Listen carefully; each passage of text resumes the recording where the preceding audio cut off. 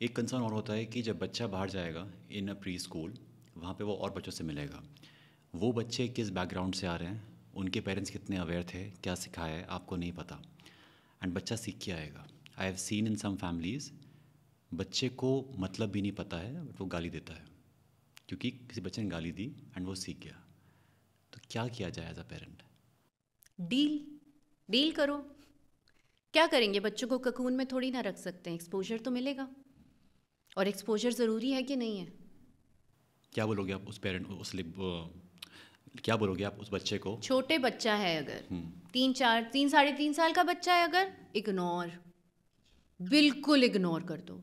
क्योंकि जैसे ही आपने अटेंशन पे किया, कैसे हम कहते हैं अटेंशन पे करना, "हाँ, ऐसा क्यों बोला आपने, कहाँ सुना आपने ये, हाँ ऐसे नहीं बोलते, it's a bad word".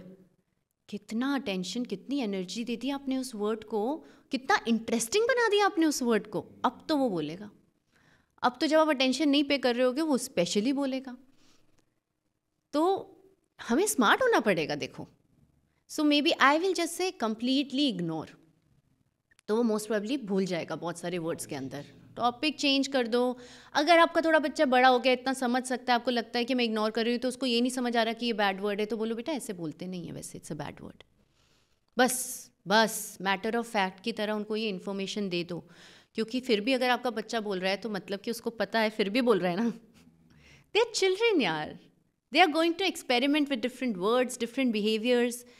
Instead of being scared, वो आगे क्या सीखेंगे? Just keep observing, be curious, be connected with your child. All these experiences are very important for children. Sometimes they'll make a mistake, sometimes they'll get some scolding, they will make some wrong friends. That's how they're going to learn, that's how we learned. And believe in your child's inner goodness.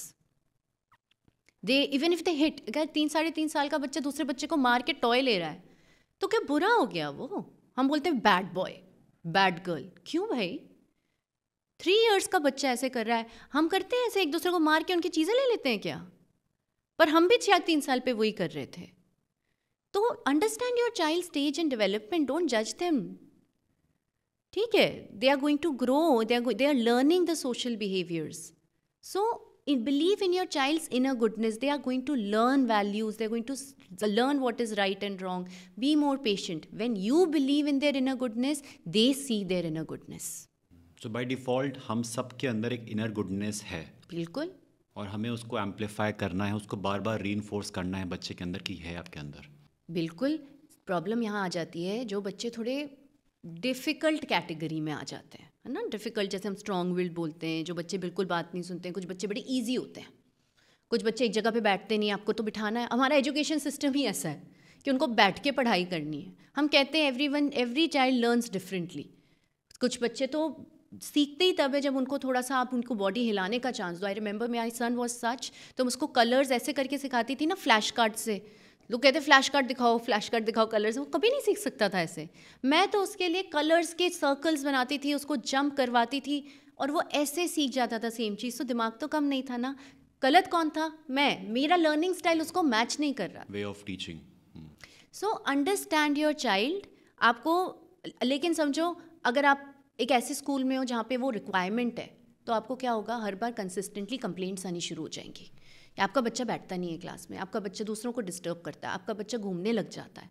यहाँ पे हमको लगता है कि अरे मेरा बच्चा समझदार नहीं है, या बैड चाइल्ड है, सबको तंग करता है, या टीचर बोलेगी यूर अ बैड बॉय, या हम बोलेंगे यूर अ गुड बॉय ना, एक जगह पे बैठो, मतलब कि if you don't sit at one place you're a bad boy.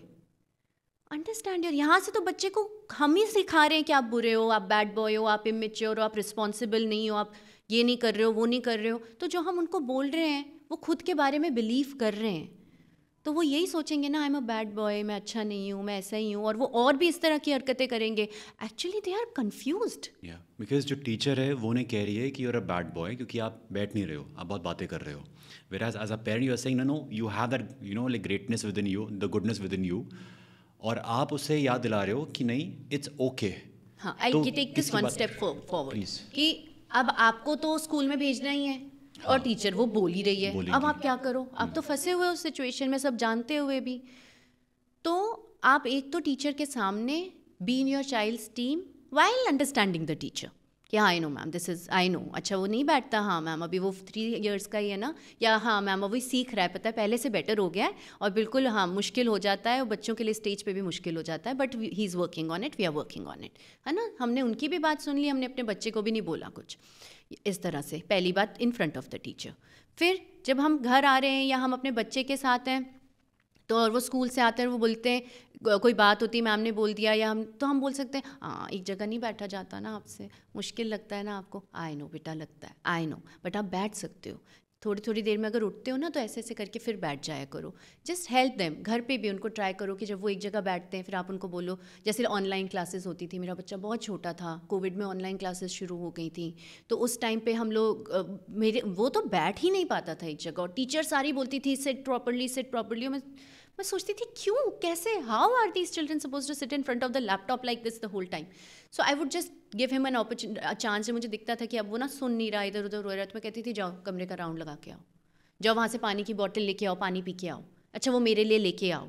तो मैं उसको अलाउ करती थी, मैं रूम लॉक करती थी सो दैट वो बियॉन्ड ना चला जाए, नहीं तो मेरी स्ट्रगल बढ़ती थी। I was also learning online classes कैसे करानी है, so I would just let him move and I would allow that. या even when I am teaching him today, मुझे पता है कि 25 मिनट्स के बाद अब उसकी अटेंशन स्पैन अब जा रहा है, तो मैं उससे कोई और बात कर लूँगी, या मैं उसको बोलूँगी अच्छा वॉशरूम हो आओ, कि अच्छा जब उसको मिला, मतलब you have to understand your child and empathise. Even if it is hard and they have to still go through that challenging situation and you cannot save them from that, and I believe you should not save them from that, because they have to have all these kinds of experiences. You be there and you empathize and validate that struggle, that is it. That is enough sometimes as a parent.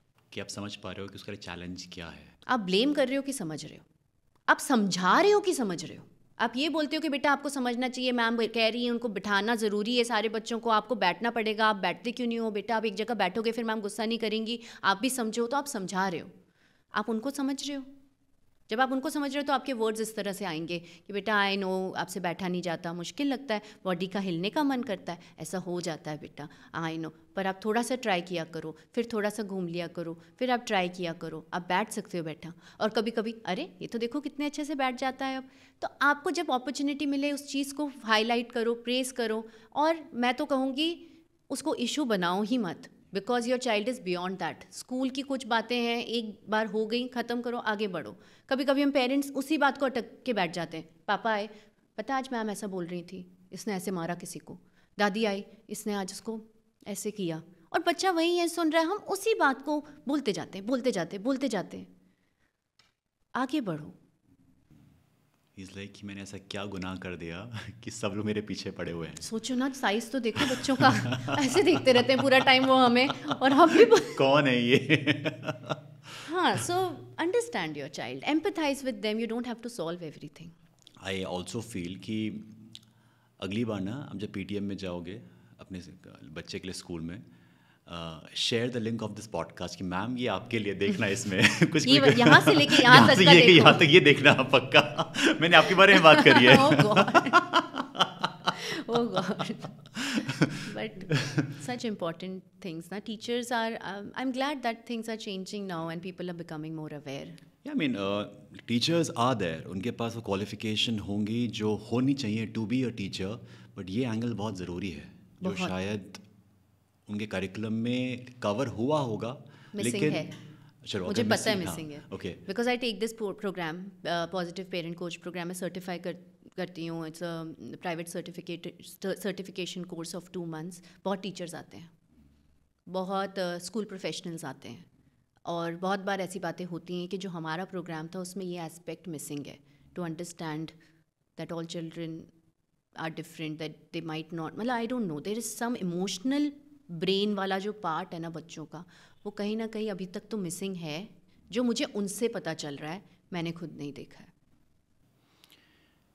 I feel जैसे जितने aware आप हो, हम पहले बात भी कर रहे थे कि you have had that awareness at a spiritual level, कहीं ना कहीं वो चीज़ हमें हेल्प करती है व्हेन वी रेज किड्स, और इवन हम जब बात करते हैं किसी भी इंसान से, how we like deal with them.